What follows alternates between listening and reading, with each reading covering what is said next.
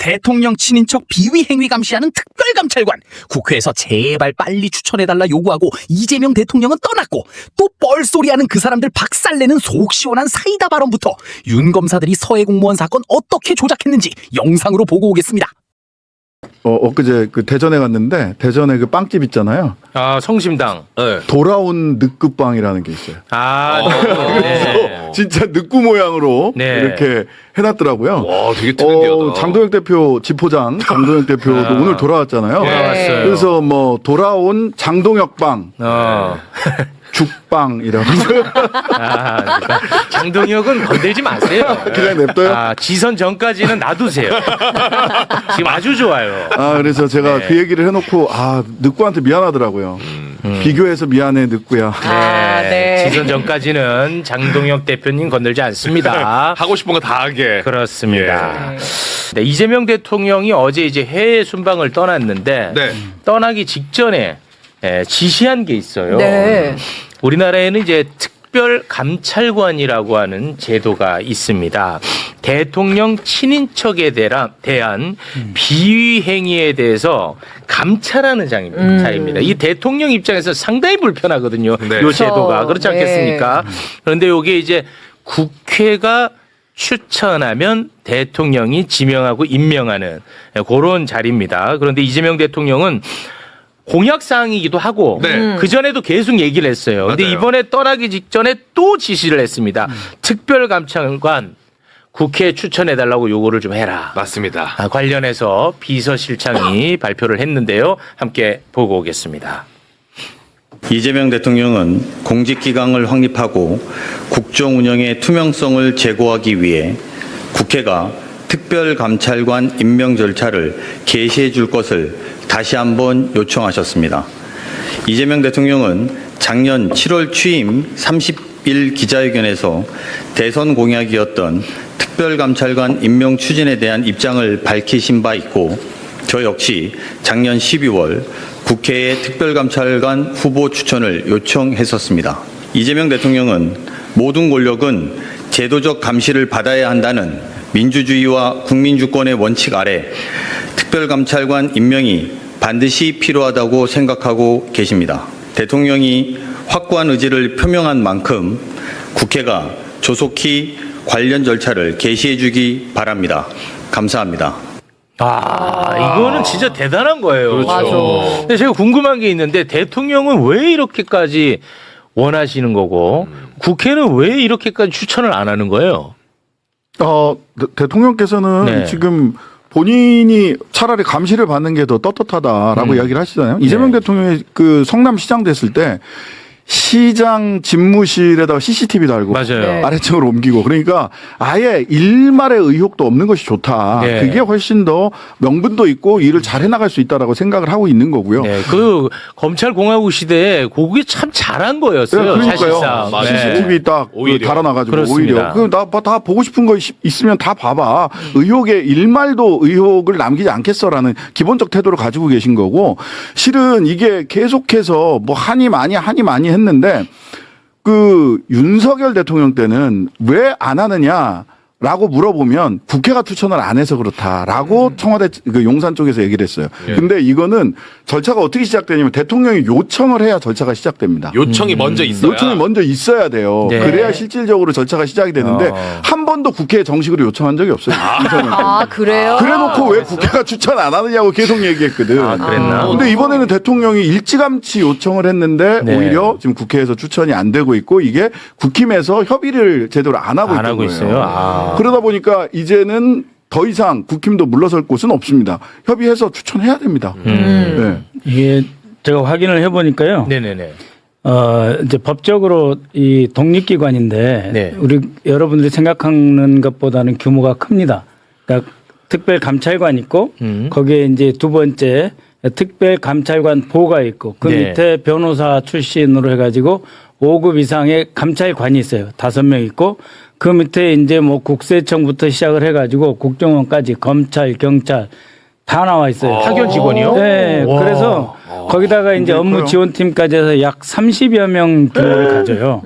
대통령 입장에서는 너무 불편할 것 같은데. 그래가지고 기관별로 다 오고. 이걸 첫 했던 사람이 이제 그 박근혜 초기에 이석수 특별감찰관인데 종로위가 종각 있던 자리 거기서 이제 이렇게 청와대도 보이는 그런 자리에 이제 사무실을 꾸렸는데 이게 한번 시작이 되면은 네. 정말 웬만한 건 다 할 수 있는데 대개 한 150여 명이 이 감시 대상자가 됩니다. 그러니까 이제 뭐 가족이 적고 뭐 친인척이 없을 것 같아도 다 사돈의 팔촌까지 다 뒤지기 때문에 한 150여 명 감시가 대상이 되고 대통령이 이렇게 강조하시는 거는 임기 초반에 해야 된다는 그 확신 때문이거든요.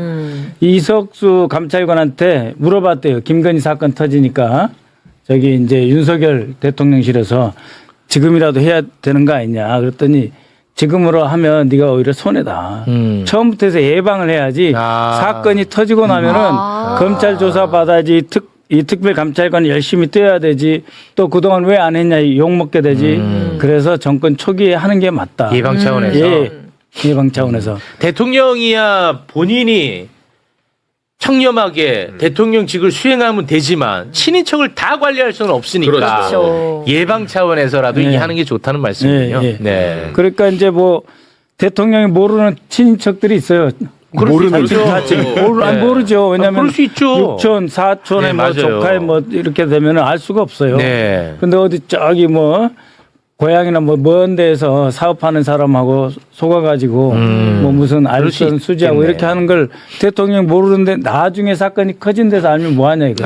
그럴 수 있겠네요. 가까운 친척도 연락 안 하고 지내는 경우도 많은데요. 맞아요, 네. 맞아요. 저만 해도 아주 가까운 부모님이랑 연락 안 하잖아요. 네. 근데 내가 대통령이야. 부모님 내 이름 팔고 다니면 내가 어떻게 알 거냐는 거야. 막을 수가 영끌 없죠. 알 수가 없어. 네. 국가적인 측면에서도 필요한 거죠. 네. 미리 예방해서 문제가 안 생기게 하는 게 이재명 대통령으로서도 가장 좋은 것 아니겠습니까? 그렇겠네요. 그래서 네. 이제 국회가 절차를 따를 것으로 보고 있습니다. 네. 원래 이제 민정수석실에서 보통 그 업무를 하는데 이제 그 감찰관 제도가 기왕에 있기 때문에 여기에서 제대로 예방 조치를 하는 것이 이게 뭐 제도를 만든 취지에 맞죠. 네. 이제는 뭐 바로 추진이 되겠네요. 뭐 이렇게까지 이제 구체적으로 나왔으니까. 문재인 정부에서도 이제 특수관계인을 감시하는 사람이 있었어요. 민정수석실에. 네. 그러니까 대통령 가족 담당하는 그 비서관이 하나 그 밑에 행정관하고 있었고 특수관계인 한 20-30명 대통령 아주 친한 걸로 알려진 사람 감시하는 사람이 있었는데 1년에 한 서너 번씩 만나서 면담하고 뭐 이상한 짓 한 거 없냐 이렇게 묻는 식이기 때문에 네네. 실제로 상시 감시가 안 돼요. 이거는 특별감찰관은 상시 감시하는 겁니다. 네. 늘 인공위성이 떠 있고 레이더가 작동한다 이렇게 보면 돼요. 알겠습니다. 나경원 의원이라는 아주 골치 아픈 정치인이 우리나라에 살고 있는데요. 그냥 현장에서 박살을 내버립니다. 그냥 직격 들어갑니다. 요 장면, 볼 때마다 시원한데요. 이어폰 착용해 주시고 함께 보겠습니다.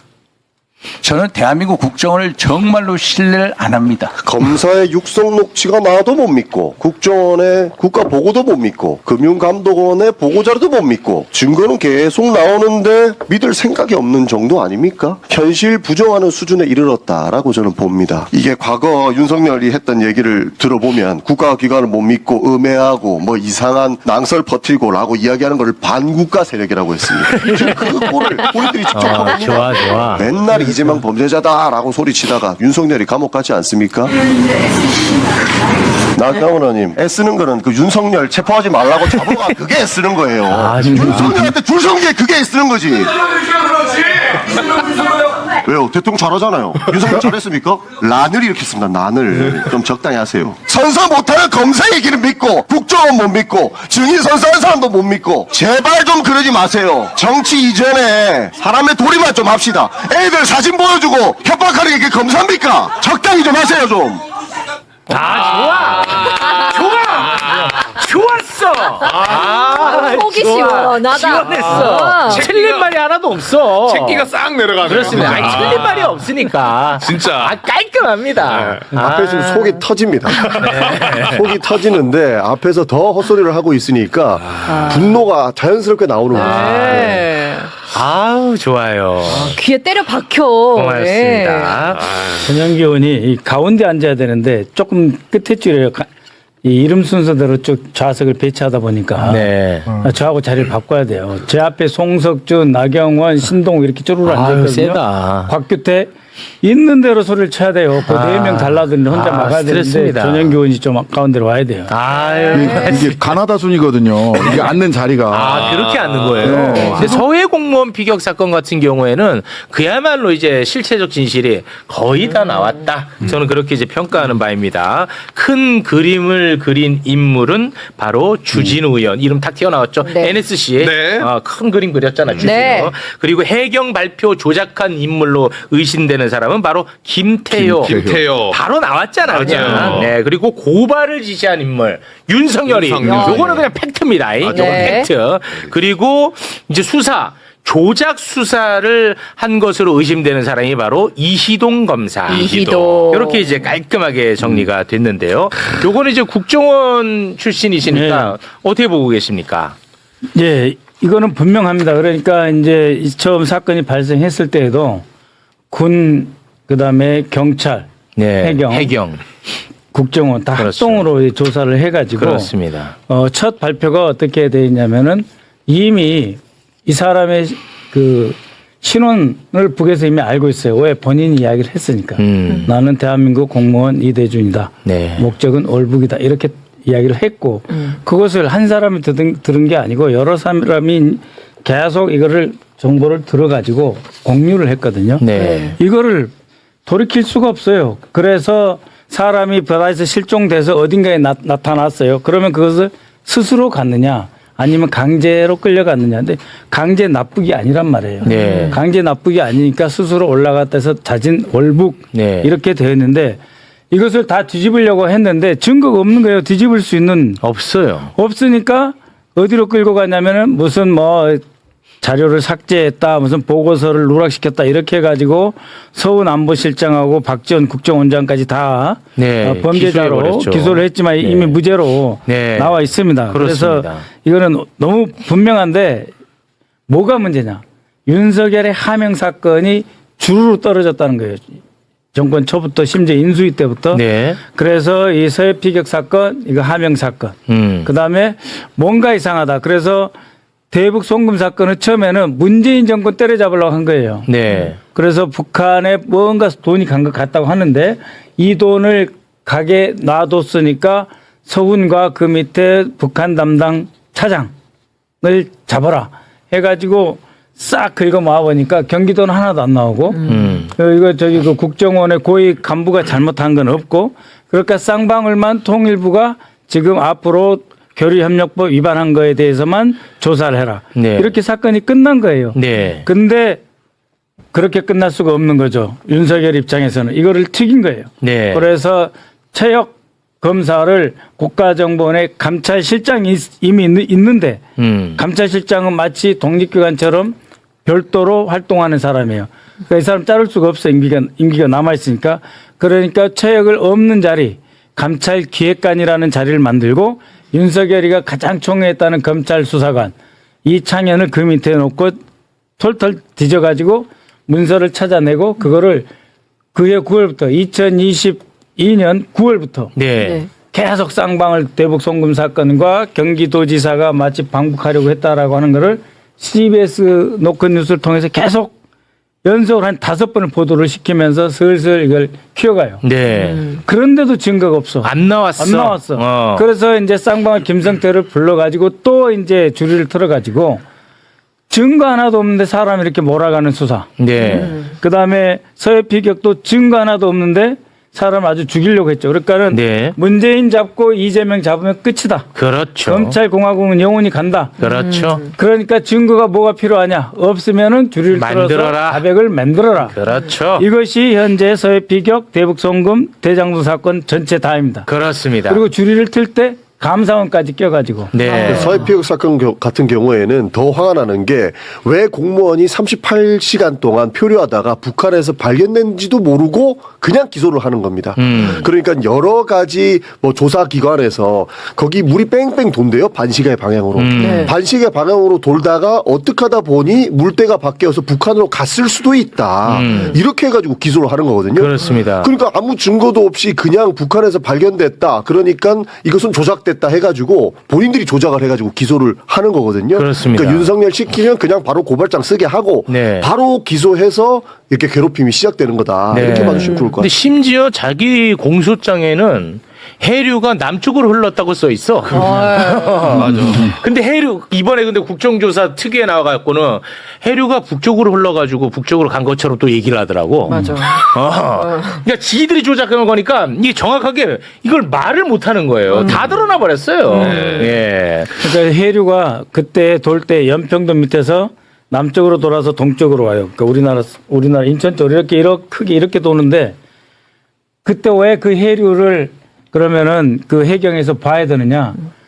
이분이 실종됐으니까 어디론가 실종되거나 뭐 시시니까 어디 아니면 살아 계시거나 하면 찾아야 되잖아요. 네. 네. 그러면 물 돌아가는 방향을 알고 거기다 해경 배를 띄워가지고 그걸 따라서 찾는 거예요. 그렇기 때문에 이미 그 해류라고 하는 거는 사후에 그래 다더라가 아니고 그 수색을 하면서 이미 그 물결을 따라서 수색을 한 거예요. 기록이 네. 다 남아 있고. 네, 기록이 남아 있고 배가 그렇게 우리 해경청 배가 그렇게 돌아다녔다니까요. 그렇습니다. 자, 네. 아까 그 이희동 검사 네, 이희동이. 이야기했잖아요. 이걸 잘 봐야 돼요. 그 강백신, 어미준 말고 이제 이희동까지 나왔잖아요. 이희동 검사까지가 전부 다 2016년에 중수부를 해체하고 반부패 특별수사단이라는 걸 만들거든요. 그때 한동훈 라인 밑으로 해서 쫙 모여있던 사람들이에요. 그 멤버예요. 그 멤버예요. 딱 반부패 특별수사단이 1단, 2단에서 2개 있는데 그중에 하나가 한동훈이 대장이고 그 밑에 진짜 똘똘마리로 다 있던 사람들이에요. 똘똘마리로 있던 사람이고 이 양반이 뭐를 맡았느냐 하면 2022년에 한동훈 법무부 장관이 검찰 인사를 하면서 당시 서울중앙지검장 송경호. 네. 그 다음에 반부패 1부장이 어미준, 3부장이 강백신이, 공공수사 1부장이 이희동이에요. 요 사람들이 대북 송금 수사부터 시작을 해가지고 이재명 죽이기에 나섰던 친윤 검찰 라인이고요. 그렇습니다. 이 강백신, 어미준이 똑같이 조국 대표 사건 때도 그 조국 대표 사건 맡았던 사람들이에요. 그리고 그러면 윗선으로 올라가야 된다는 말씀을 처음 조작 기소 나왔을 때부터 박성용 나왔을 때 윗선 수사가 중요하다. 윗선 수사가 맞아요. 중요하다라고 얘기를 했잖아요. 네. 강백신, 어미준, 이희동까지 나왔어요. 그 위에 누가 있어요? 인사권자 누구예요? 법무부 장관 이원석 검찰총장도 나왔잖아요. 법무부 네. 장관 한동훈, 윤석열은 감옥 갔고 인사검증하죠. 이거는 한동훈 씨를 빼놓고 이 조작 기소 사건을 이야기할 수 없어요. 그렇습니다. 이거 반드시 짚고 넘어가야 돼요. 반드시 짚고 나가야 돼. 저희도 좋습니다. 하면서 의심스러웠어요. 왜냐하면 검사가 수천 명이 있을 거 아닙니까? 굉장히 많은 검사가 있는데 왜 본 이름이 계속 보일까? 그러니까. 그러니까 계속 봤던 강백신, 어미준, 그렇지. 이희동, 뭐 관봉권 띠지 때도 나왔고, 그렇습니다. 계속 이 김영철 뭐 이런 사람들만 나와요. 사람들이에요. 네, 맞아요. 그러니까 선수들 한 10명 가지고 죽기 살기로 검찰의 권력을 장악하는 핵심 팀으로 이 사람들이 동원된 거예요. 그렇습니다. 자, 서해 공무원 피격 사건은 뭐 더 이상 설명할 필요 없이 너무 똑 떨어집니다. 그거는 네. 이제 끝.